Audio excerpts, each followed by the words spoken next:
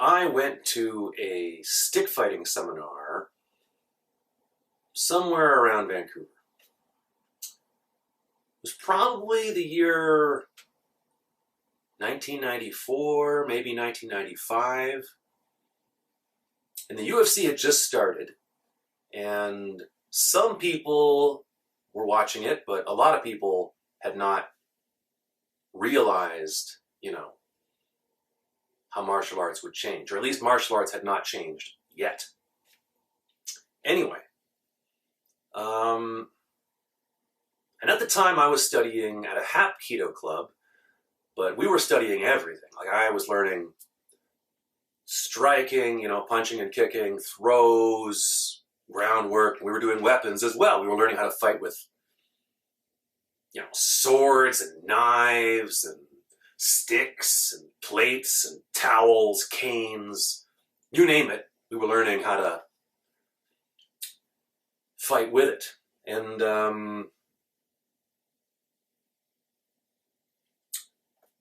I was at, I think, a martial arts supply store buying something. I forget what. And there was a poster on the wall for this fellow, Remy Pressas, who, at the time, he was like the guy when it came to stick fighting, And by stick fighting, there's various names they give it. There's Arnis, Eskrima, I think some people call it Kali. Some people call it, I think, Bali Tanwak, or maybe that's like a style of whatever, So anyway, I saw this, I think it was a poster. I guess it was a poster. This is kind of before the internet even existed. There was a poster, and I decided to go. And I wasn't really a stick fighting student. I had taken no stick fighting classes. I was just in this crazy Hapkido club where we, beat each other senseless with our bare hands, and also with various, I have the sticks, still, So we had, I have the sword and the knife, and not a real knife though, it was a wooden knife, and we practiced all the forms of combat. Any way you might find yourself in, a fight, armed or unarmed, we were practicing that stuff. Anyway, and I, at the time, was studying stick fighting, and I had a few books, one of which was this one, Special Forces SEAL Hand-to-Hand Combat. Various ways to beat someone to death with a stick. And one was this one, Techniques of Self-Defense, Stick Fighting. This is more the Japanese style, where you're like, walking through a field with a stick when you get attacked, samurai style by somebody. I also had this book, Modern Arnis by Remy Pressas. So this guy,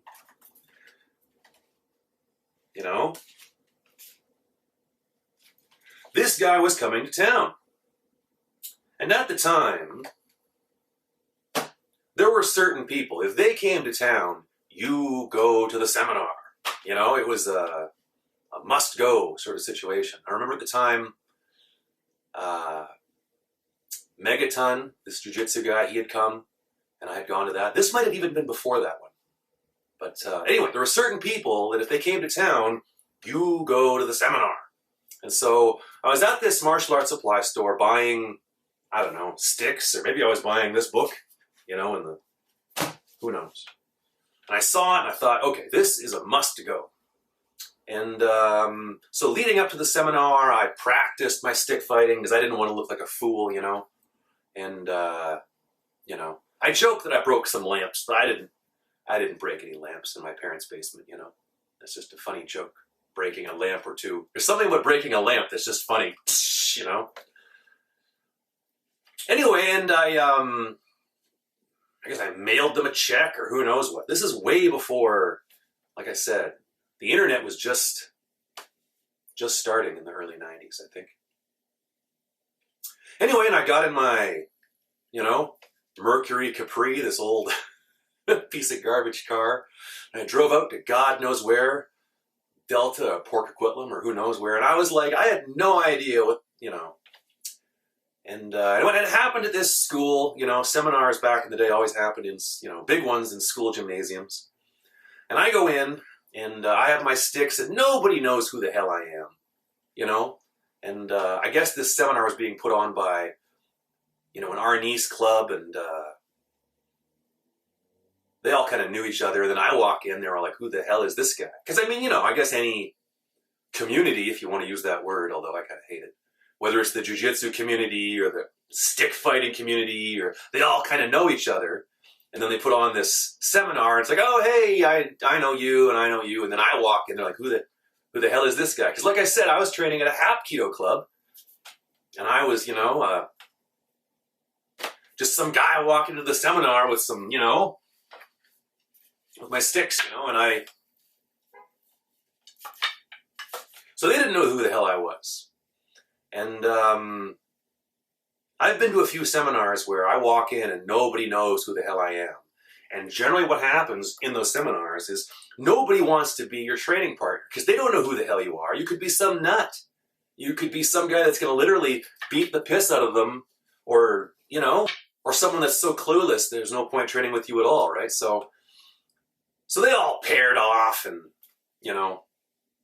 I ended up getting partnered off with this other guy that nobody knew who the hell he was either, right? And I didn't know who he was, and he didn't know who I am, but he seemed like a nice enough guy. I remember he was wearing these, those kung fu pants that, tie like a shoe in the very front, which is kind of weird because I guess that's before zippers or Velcro was invented. If you really, need to pee, you don't want to just pull your pants down. You can untie your weird little... Anyway, I don't know. I think Bruce Lee wore some pants like that once. Anyway, this guy was wearing these weird kung fu pants, and I think wrestling shoes, and anyway. So he and I are now partners, and then this Remy Pressass guy, he comes into the gymnasium, and it's like, it's like Jesus has walked into a church. Everyone is just like, whoa, it's Remy Pressass, And I remember a couple things about the seminar. One, this guy's hands, each of his fingers was as thick as a sausage and beat to hell. You could see this guy had taken some shots in the hands. He'd been in some real stick fights, And two, he was not there to teach beginner stick fighting. You know what I mean? He walked in and started immediately, giving us just warm up with double Sinwali. And if you don't know it, double Sinwali is there's single and then there's double where you're doing it like this. I'm not going to spin my sticks around because I don't want to break any lamps, but I almost hit myself in the head there, So he walks in, I don't think he even said hello. He just walked in and he was like, everybody do double Sinwali, And so everyone's like, oh geez, it's game on now. So me and this other guy were doing the double Sinwali and again, this is not the Dog Brothers. Those guys, they're sort of a departure from the same way there's traditional martial arts and then there's modern mixed martial arts. In stick fighting, there's traditional stick fighting and then there's what, the Dog Brothers are doing, which is a departure from that. And if you haven't seen the Dog Brothers, go watch it. It's pretty game on. Anyway, so this was not, there was no sparring. We weren't wearing fencing masks and batting gloves like the Dog Brothers do. We were just, So we're doing the double Sinwali, me and this guy I'm paired off with, we're training together and no problem, yada, yada, yada. I remember at one point in the seminar, Remy Pressass was showing some standing joint locks, and he did a wrist lock on me, like this one, like the S, shape, whatever. And the guy just absolutely cranked it. And he did it on me. I don't know why people choose me to be their seminar demonstration guy, but sometimes they do. That's actually happened to me quite a few times at seminars. I don't know why. Because they want to, here's a guy that looks like he enjoys being in severe pain. Anyway, but yeah, Remy Presas absolutely blasted me in this wrist lock. And like, I remember I was on a gymnasium floor and I was wearing running shoes. So there's not, and you're getting wrist locks. So there's like not, it was really painful. Really painful. But that's not the purpose of my story. So here I am, right? Stick fighting seminar, me and this other guy, we don't know each other, nobody knows us, you know. And then it's lunchtime, and everybody goes to McDonald's. Like everybody, they just, Remy Presas, they all go for Big Macs. But me and Mr. Kung Fu Pants, we had both brought our lunch with us, you know what I mean? Because apparently we can afford, you know, an $85 stick fighting seminar or whatever it was, but we can't afford going for lunch, you know? So I remember I brought a tuna fish sandwich, which seems like a weird thing, but that's what it was a thing in the early 90s, I don't know. So me and this guy, Mr. Kung Fu Pants or whatever his name was, you know, ponytail, Kung Fu Pants, wrestling shoes. Weird, but, you know, a nice enough guy, you know. We both have our lunch, and now there's like, and they had given us an hour for lunch. It took me like 5-10 minutes to eat my lunch, so now I got nothing to do. Same thing for him. He's got nothing to do. And we start, you know, chatting about other stuff, you know, what we're doing. We talk about the UFC, and it turns out that both he and I have started, we know a little bit of everything, both of us, you know, stick fighting, punching, kicking, whatever, but also grappling, you know. And I remember there was some fold-out mats there in the gymnasium. Because it's, you know, a high school gymnasium. They're going to have some fold-out mats so kids can roll around and do whatever. So he and I put down the fold-out mats, and we were doing some technique. Oh, do you see this? Do you see that? Check this out. You know, triangle choke, armbar, Kimura, basic stuff. But to us at the time, this was like brand new stuff. It was the early 90s. We were, you know. Anyway, and then that, I don't want to say it dissolved into sparring, but it dissolved into sparring. There was no animosity, but we were rolling around, trying some stuff. And I remember I was a little bit bigger than him. You know, I'm about 200 pounds. He was probably like 165, 170. You know what I mean? And at one point I was in his guard. He was on his back. His legs were up. His legs were kind of around me. And at the time, like, a submission was a submission. There were no, like, submissions that were considered more dangerous than any other. We didn't know. So to me, I mean, you do something, he taps, so be it. Wrist locks, arm bars, you know, putting your elbow in somebody's eye. I don't know. Just don't be a dick, but you're doing whatever you can do to make the other person give up, you know. Without hurting them, of course. You know, a thumb in the eye isn't cool, right? Anyway, so I mean, now, these days, you say heel hook, and some people are very for heel hook, and some people are like, oh my God, are you crazy? A person could die doing that, you know? And I've seen some people get their legs just this last weekend. I saw a guy get heel hooked, and the lady was taking him to the hospital, and it's funny, I was going to the bathroom as they were taking him to the hospital. I heard her say to him, the ambulance attendants or whatever, she said to him, we'll take you to the hospital and then you'll be okay. And I was like, that's not how hospitals work. Anyway, so my point is, at the time in the early 90s, I didn't think a submission, I didn't think a heel hook was any more dangerous than anything else. Arm locks, wrist locks, neck cranks, whatever, you know? So anyway, this guy's in his back, he's in his guard, his feet are up, and I, like, grab his foot, I fall back, and I put him in a heel hook. I step on his, you know, hip, I twist, and bear in mind, I should say at this point, some of the people had started coming back from lunch, from McDonald's or wherever they went. They were coming back into the gym, right? And me and this guy were rolling around and like, whatever, you know, we don't care, they don't care, we're doing our thing. I don't think Remy Presas had come back to the gym yet. He's still off having his, you know, lunch or, you know, trying to think what Remy Presas might have for lunch. I don't know. Anyway, so I fall back, I heel hook this guy, and his foot, it makes this ripping sound, or his leg makes this ripping sound, and like his foot does like a total rotation. And at first it's kind of in the pants. He's wearing a wrestling shoe, he's got the pants, there's a sock on it and stuff, and I'm like, what the hell?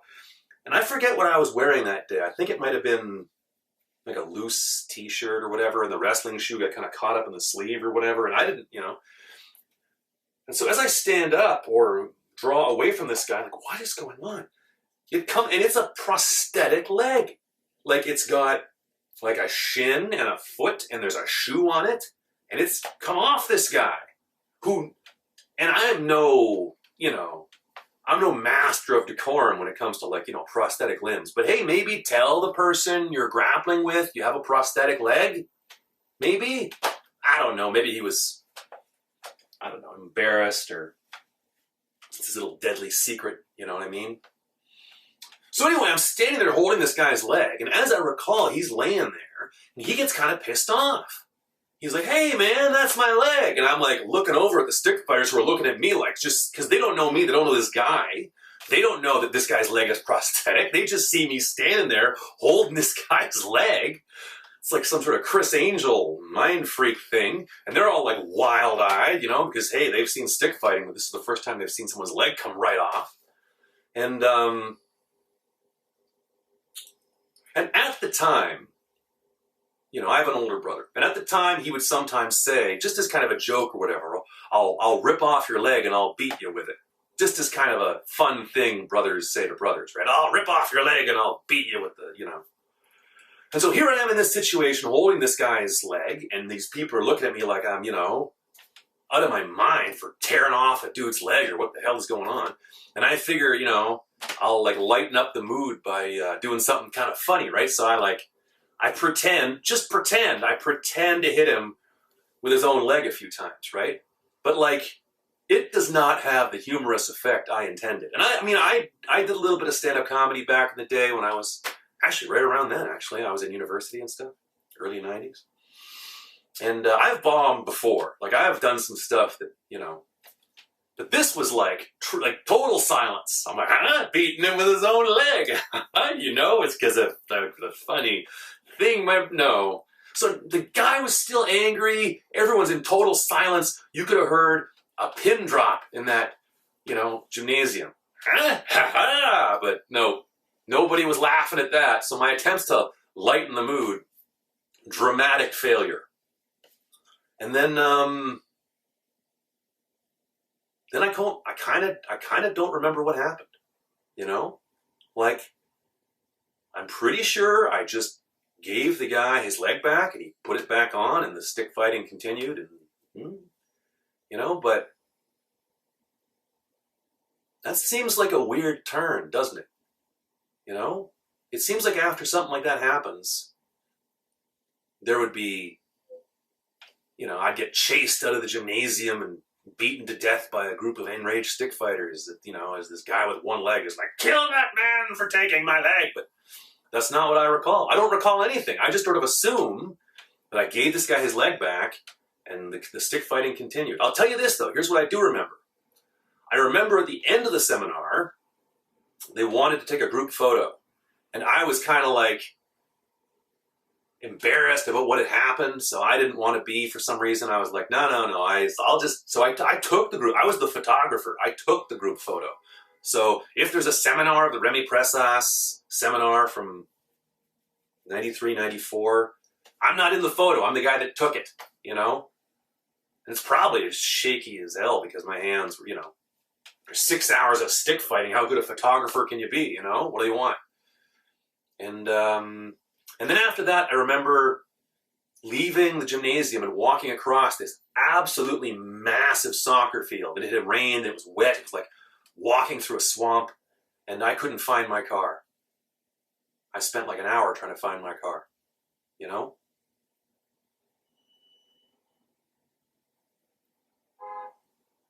And part of me wants to say that this whole story is just, not true. Or at least the part where I tore off the guy's leg. Because, some stuff is so crazy that later in life you reflect on it and you're like, no, that's just, I've hit my head. There's no way that actually happened, Like, if you see a ghost or a spaceship or something that's like so nutty that you're like, no, that's not, But, yeah. I tore off a man's prosthetic leg at a stick fighting seminar. and then I pretended to hit him with it.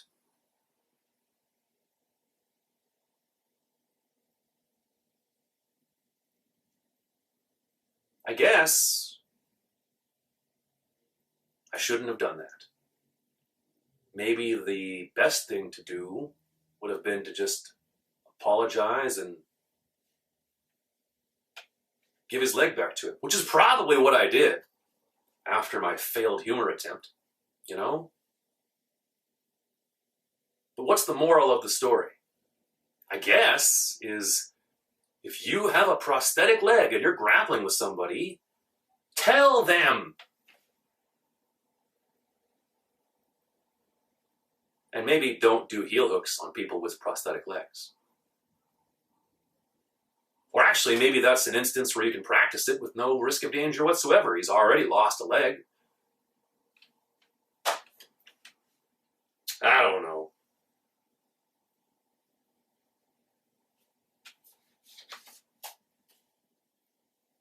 I tell you this, though, there's nothing about that in this book. Huh?